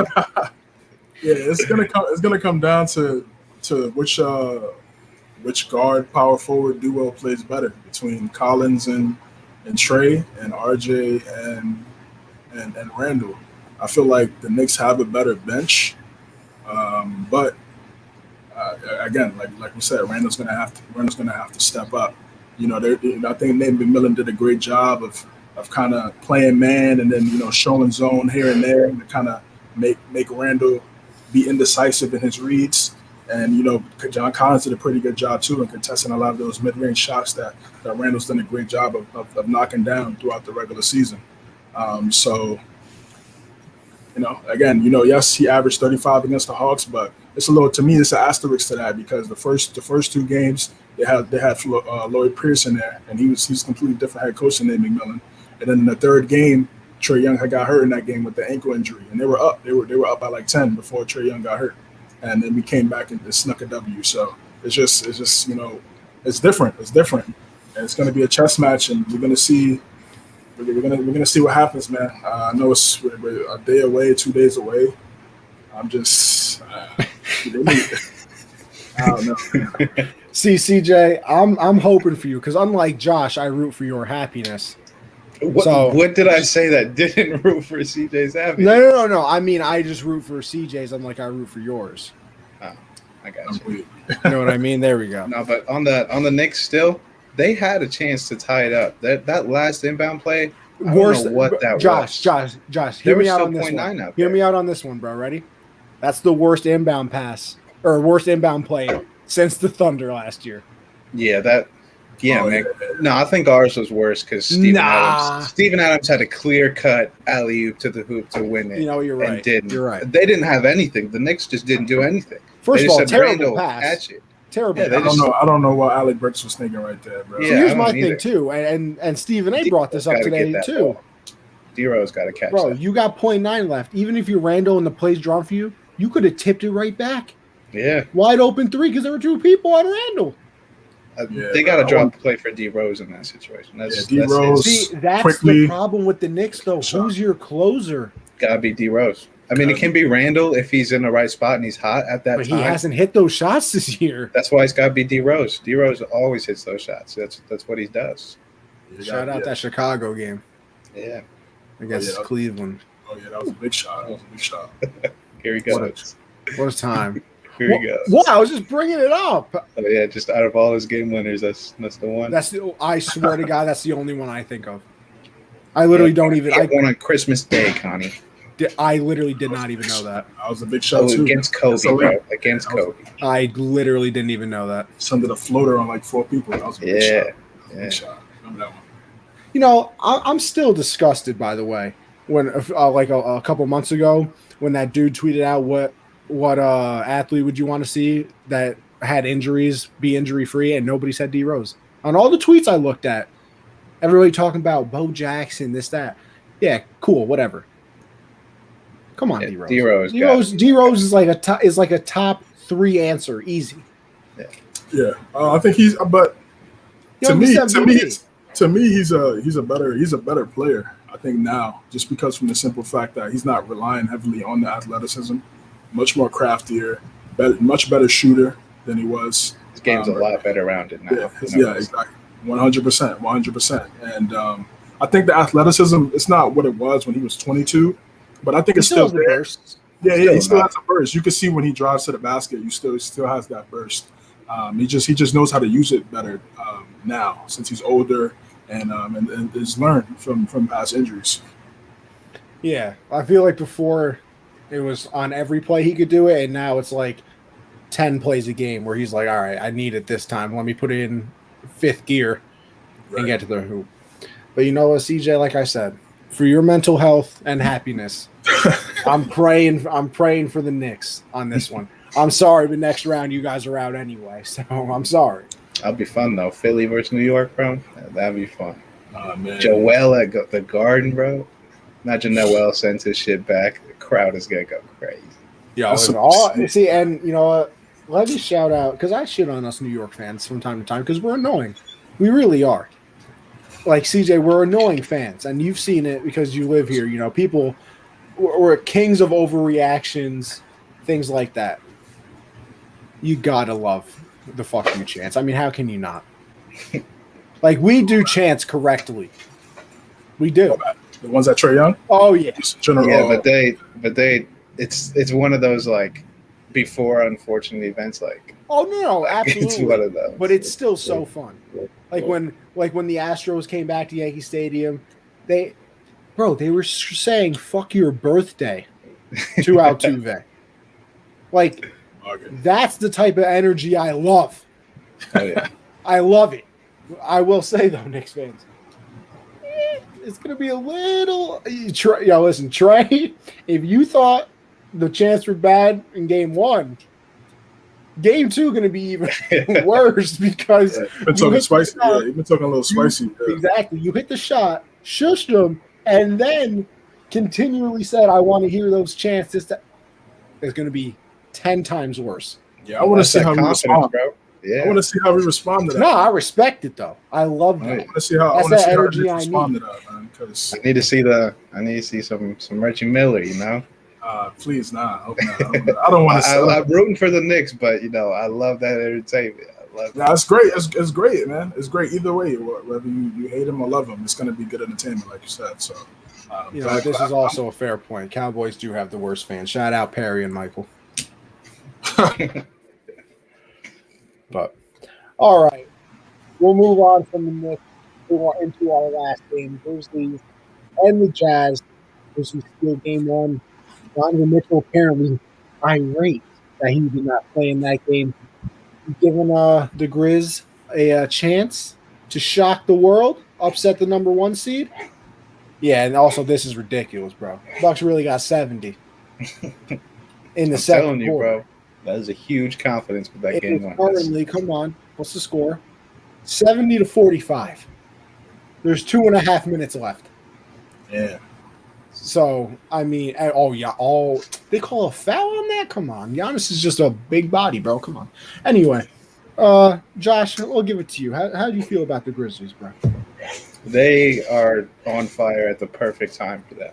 I mean, the play-in games, they played amazing in those, and Dylan Brooks just seems to keep getting better and better. I mean, we already know about how good he is defensively, the work he did on Steph. I think before he fouled out in not the play-in game, but the Grizzlies and Warriors played right before the play-in game when he guarded Steph before he fouled out. He was like 2 for 15.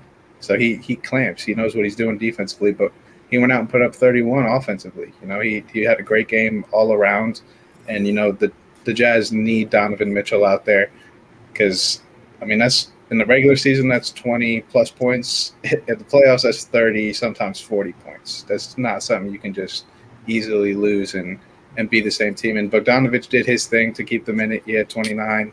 They played well, but that Grizzlies team's on fire right now. And when Ja's going to play like that and Valanciunas is going to give you double-doubles, it's going to be tough to stop them. I mean, even with Donovan Mitchell back, I think it's still going to be a pretty close series just because the Grizzlies are on fire right now. They're playing their best basketball the whole year right now at the perfect time. So I think they can have a chance to shock them this series, upset them. But it's going to be tough, especially because I'm assuming Donovan Mitchell is going to be back next game.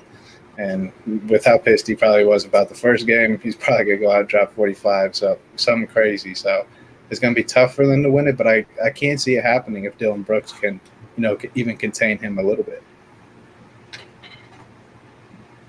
It's going to be a battle. It's going to be a battle. Mitchell, they need him. They need him 100%. They need that shot creation. He's one of the best shot creators in the NBA.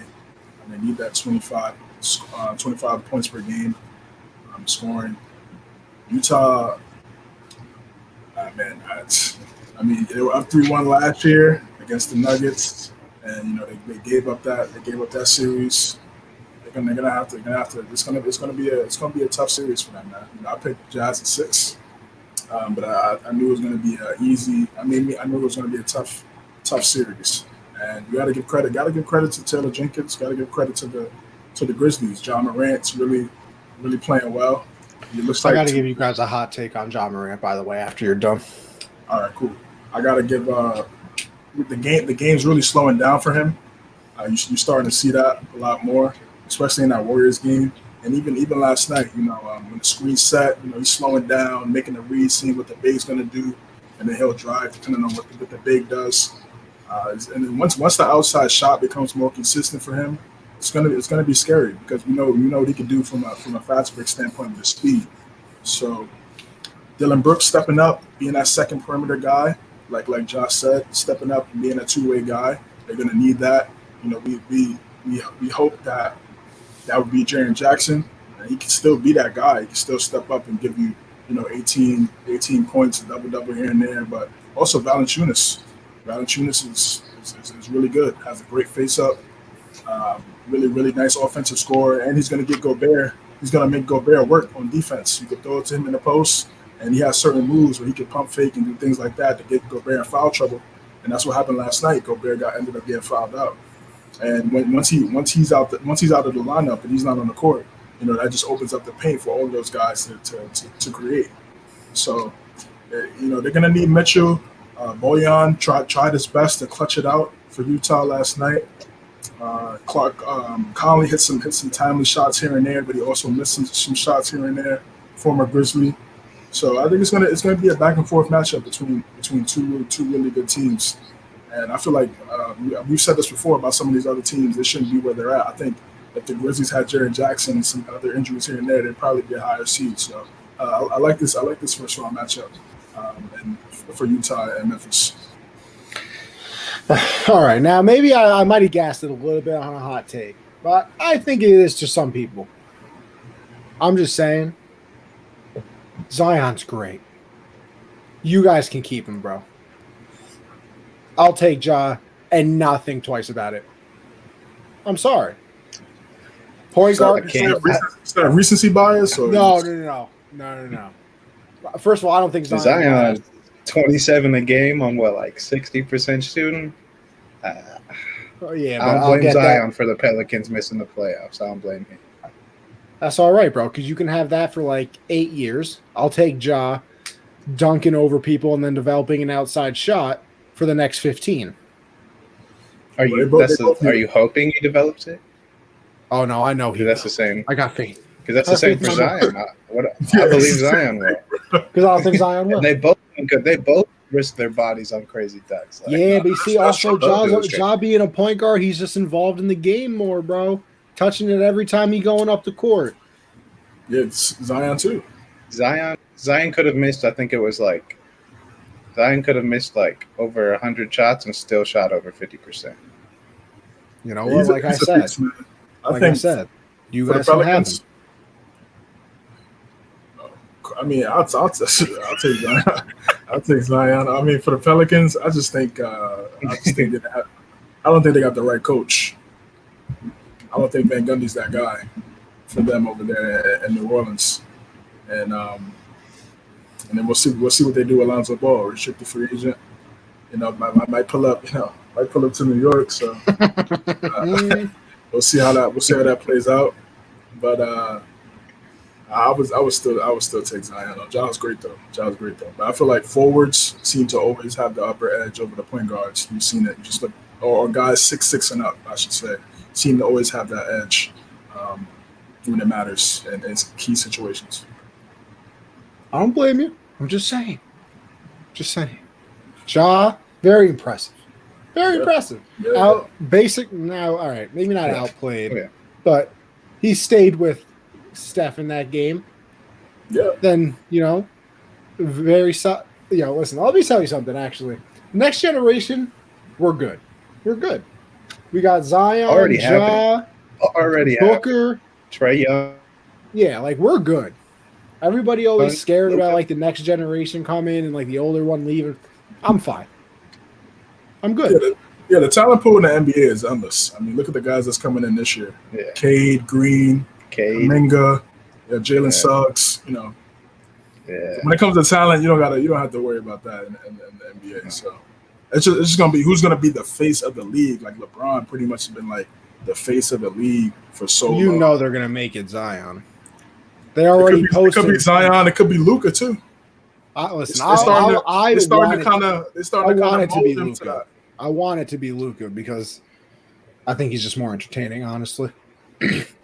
Like Zion, all right, maybe not, because Zion be dunking on people. But I mean, I feel like I've already seen too much Zion for my life. Because he's been getting his highlights. It's only been a year and a half. No. But he's been getting his highlights. He hasn't played a full year yet. No, it has not been a year. Because he's been getting his highlights posted since high school. No, facts. I've been seeing him dunk on people since high school, bro. So it's been at least like 3 years. No, it's been a minute. Yeah, you're right. Okay, when you put it that way, yeah, for sure. Definitely. It's been a minute. But he still has a lot to improve. I'm not going to get tired of it. He still has a lot to improve on, which is scary. And like Josh said, he's already averaging 28 without the outside shot at 20. Yeah. Get into the playoffs, bro. Bullying. That's a fact. That's not on him. That's not on him, though. It ain't on him. That's the next step. You got to get to the playoffs. Ja could never, bro. I'm just saying. And average more rebounds. Missed the last year. Well, what'd he do this year? What do you mean? He won a playing game? Congrats. And a game one. That's still more playoff wins than Zion got. I'm saying congrats, man. I'm just saying it's not Zion's fault that they hired Stan Van Gundy, who's still living in 1990. Great coach. Still living. He's playing Coach like it's 1990, bro. Okay. All right. Okay. With that being said, that's all the topics we got for today. Well, I think I might be attacked a little bit here, but you know what? It's fine because I love it. I defend all my points and stop the Caps. So you know what? We got a guest on here, so of course, CJ, you take it away. So this is like hot takes. Yeah, no. If there's anything, it doesn't have to be something we said. If there's something that anybody in the sports world said, that you gotta call them out. Just call them out. You just call them out. Stop capping, bro. Wow. We've called out Xfinity. We've called out. Yeah, we call out anybody. I'll say Vice. I think Vice dropped the Dark Side of Football little documentary trying to throw shots at Belichick. Did they? Yeah. I've heard something about that. I'm gonna check that out a little later. They're trying to throw some shots at Bill. Vice really hasn't been that good in the last 8 years or so. So I'm not too surprised about them. But yeah, stop throwing shots at the guy, man. Sleeveless hoodies, gotta chill out with that. Iconic, man. I mean, I was Bill Belichick for Halloween this year. It's nice. Yeah, they're just trying to get some clicks. I think their Dark Side of Wrestling thing seemed. I heard it was pretty solid. That's not really my lane. But stop coming at Belichick, man, and stick to doing with other stuff. Don't start talking. I don't even know what Vice does no more, bro. That's what I'm saying. They kind of try to do everything, but it's just a bunch of leave nothing. it to the professionals. Yeah, leave it to us, man. Stop talking about this. That's what I like, CJ. That's what I like. Josh, My stop the cap is for all the people coming at Shannon Sharp like that's so unprofessional. How could you do that? You loved it. You are so happy it happened. Why are you coming at him? You would be pissed if it happened the other way, like it was set up. If it came out set up, they'd be like, that's stupid. They just did it for TV. Like, you love the way that it happened and that it might be controversial. Like, shut up. And people coming out like some dude tweeted out he was an agent for some players. He was like, I'd never let my clients do this. Like, bro, Julio's a grown man. He knows what he's doing. He knew he was going to be on the air. Like, just shut up. I hate all these dudes that try to make problems out of everything that happens. See, bro, the only place I'll disagree with you in that is if he didn't know it was live, because then you're doing. He knew, bro. He knew. No, I'm Shannon just saying, would not do something there is, like that. if in the slight chance that he didn't know it was Honey, live. you're one of those guys right now. No, you're one of the guys listen, I just said to stop the cap. No, but see, But you loved it. You loved it. No, I did. I'm just saying, as somebody who studies the media, if he did not tell him he was going to be on live, you did him dirty. But I loved it. I love it either way. He still did him a little dirty if he didn't say it was live. Because, I mean, he out here roasting Cowboys, saying he leaving Atlanta for sure. Yeah. So, like, a little dirty. That's a little, like, Like, I wouldn't be too upset. I would have called him after and been like, really, bro? Like, now you're going to make me deal with this? But I wouldn't, go out here getting crazy. I just think how people can watch that and be like, yeah, that wasn't set up. Like, it was just so obvious that it was planned. Like, spur of the moment, 10-second conversation. Julio's on the phone, and he answered it in like 2 rings. The guy as busy as Julio answers it in 2 rings, bro. I just don't get it. Yeah, it's crazy. It's crazy. They love the entertainment. They just love the hate stuff. Yeah. You know what? Before you go, just one also big shout out to Kwame Brown too, man. I mean, he's been doing yes. Saw that. Kwame, bro. This was going crazy. Tired of people coming at him. He's been he's been killing Matt Barnes, bro. He's been going at everybody. You say anything about him, he's gonna be in the whip on live. I need a Kwame Brown Stephen A. live presidential debate style. That's what I need. I need that Kwame Brown jersey. I need that Kwame. I'm trying to see if it's still on sale, man. I need that. I don't know if they produce them anymore. I don't know, man. You were hopping over the fence that you paid for. I have to get a custom one, man, because he's been going off. Tired of being bullied. He's been bullied for 2 decades. Yeah. And the OG JaVale Man, almost 40 years old, man. He's tired of people coming at him every single time they talk about, whatever picks not turning out and things like that. So, salute to that man for and in some of those streams he be dropping some gems too, some low key gems. Yeah. He be proud of people, but he be dropping some gems too. So, shout out to Kwame, man. My stop the cap. I'm gonna sneak a little baseball in here right now. I didn't talk about it because I didn't want Josh or CJ falling asleep on the stream. But let me tell you something. These unwritten rules, I'm going to kill somebody. It's awful. We got Yermin Mercedes hit a home run on a 3-0 count when they were up by like 9 runs. And his old manager comes out talking about you shouldn't do that. And then the next day he gets thrown at, and his manager says, instead of defending him like any normal person would do, talking about, oh, I don't really think he meant to do it. You don't think he meant to do it? Really, bro? He threw behind him. You're the manager for a reason. This is why people raised their eyes when your 70-year-old ass got hired, because you're out of touch with the game. Unwritten rules, worst thing in baseball. Bro, listen, let me tell you something. You get paid off production. If I got a chance to hit a home run, I don't care if the president is pitching to me. I'm destroying it. 450 over the fence. Don't care. So you know what? Swing away on a 3-0. This isn't all the other sports where you can run the clock down. There's probably a 0% chance it happens. But what happens if you're up by 9 runs, and then in the bottom of the 9th, then the other team scores 10 and you lose, and you got yourself out on purpose because you didn't want to break the rules? Now you look like an idiot. So, Mr. Tony La Russa, shut your ass up. You're already in the Hall of Fame. You have one of the better teams in baseball, not because of you, I'll say, just because they're good players. Shh. Just Put the key away, bro. Stick to drinking and driving, okay? That's what you're good at. You already got 2 DUIs anyway. Sheesh. So let's calm down. So is your first-round pick. So is your first-round pick this year, Connie. Well, listen. Chill out with that DUI talk. That's your quarterback. I didn't want him. You saw my reaction on the stream. Yes, man. So, that was tough when I heard about that. So, listen, maybe Mac and Tony can go to some AA meetings together, get their lives in check. But before we head out, I'll thank the sponsors one more time. MyBookie.ag, US 700 will double your first deposit. So if you want to bet on something, make sure you go over there to do it. RxHemp-USM will save you 10% on your entire order.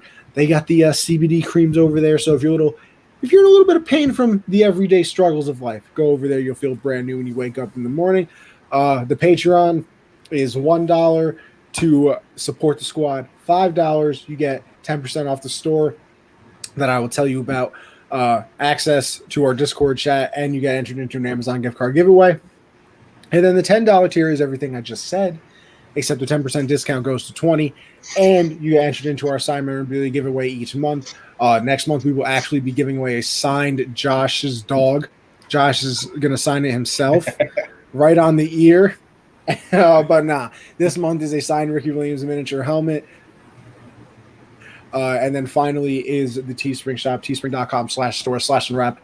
If there's a show on the live lineup you like, go and support it. Buy their merch or buy some merch for the network as well. Support the whole team.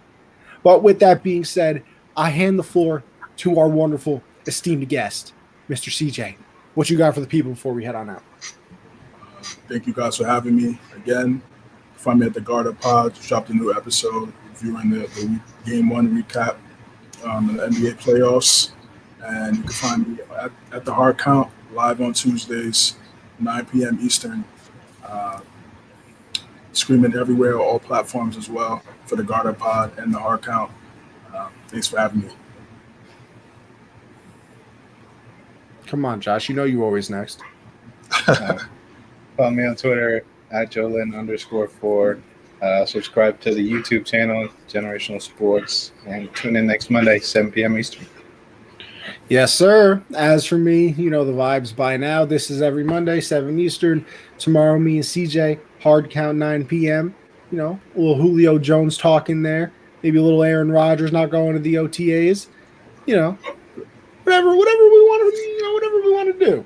So check that out. And then Thursday, me and Michael, Backstop Banter, 10 Eastern, everything in the baseball world. Check out the Twitter, Anthony Conover _ Gen Z Sports for the pod, and then Anthony _Conover on Twitch as well, where I put all the podcasts and everything like that.